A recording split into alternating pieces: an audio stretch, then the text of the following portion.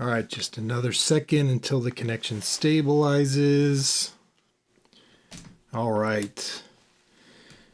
So I am messaging you from 2035, and I have an important message.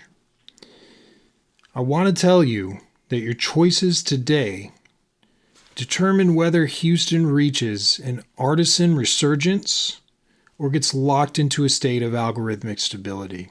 And my message is this: the future of independent film in Houston and Texas is not necessarily set in stone. It can be designed. It can be controlled. Foresight gives us the power to see the forces that shape the world and the options that you may have to create a preferred future. Now, I'm not going to bore you with the details of what foresight is and isn't, but what I'll tell you is this: it's not magic. It's a disciplined, rigorous methodology and framework. And we start out by scanning the environment. And in the current environment back in 2025 where you are, the current conditions in Houston look like this. There's a $1.5 billion allocation to film incentives through where I am today in 2035. And there's also things like YouTube becoming the first streaming app to consistently break 10% of total viewership hours. This is a huge milestone that hasn't been achieved by any streamer to date. We take things like that and we push them into drivers. And we model how these major drivers interact with each other to create entirely different futures depending on the mechanisms at play. The future of film in Houston is shaped by two predominant forces. The first is AI and automation acceleration. By 2035, AI and automation will have dramatically reduced the number of cast and crew required to complete a film. This lowers the cost of production and the time to get your films to market. The second force at play is, of course, the Texas Film Incentive. This program, which is now funded at a competitive level, is a strong financial lure both to independent creators and to studios, especially with their exodus from typical production hubs like LA and Atlanta. Now, these big drivers demand a response from you in Houston. Are you going to be recipients of how it plays out? Or are you going to use this opportunity and use this knowledge to build your own sustainable infrastructure? Now, my analysis and my experience has been in two different futures. Yes, two different futures, because the future is not yet written. We're exploring them.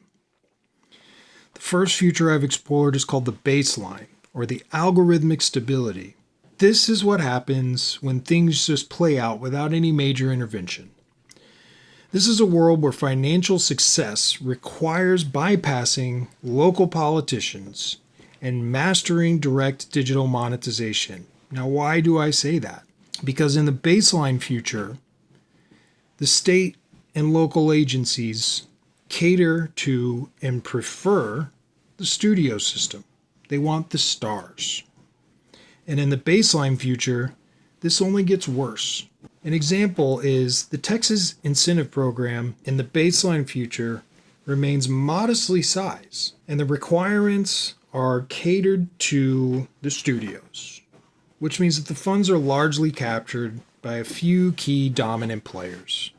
That's not what we want. What we want is a transformation. We want an artisan resurgence. This is the preferred path, and I think we can all agree on that. This is a world where filmmakers and fans build a direct, sustainable ecosystem together. This is underpinned by a massively expanded and radically inclusive Texas Film Incentive Program. Now, why is the Texas Incentive Program different in this future? Well, that's because through professionalization of people in the crews, we are now able to convince the unions to have things like non-punitive FICOR statuses, where union people can work with non-signatory productions without penalty, and vice versa. Signatory companies can hire non-union local crew without penalty. This expands the Texas Film Incentive Program because now everybody's on an equal playing field. But because the film incentive has such a massive impact with the slightest variations, it is what we call the whale of the system, because it determines the outcome. It determines the degree of expansion and inclusivity within the program itself. Now, achieving the artisan resurgence means embracing a future where creators must master both world building and complex business operations. This new reality presents a strategic question. How do nonprofits like Swamp step in to provide support in the ecosystem to prevent burnout and support the professionalization of creators? One option is what's called the Renaissance. The rationale behind this is that the current educational pathways are not equipped for the new reality. We're not taught how the underlying economic models work. This needs to change. And because independent filmmakers are going to have to shoulder this burden themselves, this can easily lead to burnout. What this option does is it takes into account Swamp's 3 pillars: education, infrastructure, and advocacy. This means launching professional certificates and evolving current workshops into professional certifications, either through partnerships with unions or studios, universities. The options are on the table. You want to cover things like creative world building, because audiences are going to want to have a hand in shaping these narratives and choosing the paths that characters take. Filmmakers also need to be taught about independent business operations. Critically, we're going to need to build some form of a co-op model where Swamp members get access to shared pools of resources, like vetted low-cost contract templates, or group rates with e-commerce platforms. But we also have to address the gold rush risk, because the incentive boom with everybody on an equal playing field is going to burn through the money faster. Remember, this money gets deposited every 2 years at $300 million.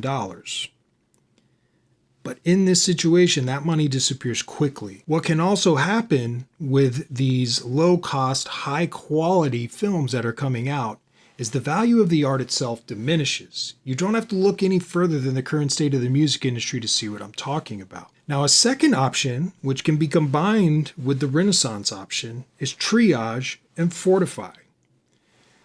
Now, there's a fine line between using these tools to win the race to get the incentives when the funds are released, and then we have to immediately stabilize creators into long-term sustainable ecosystems.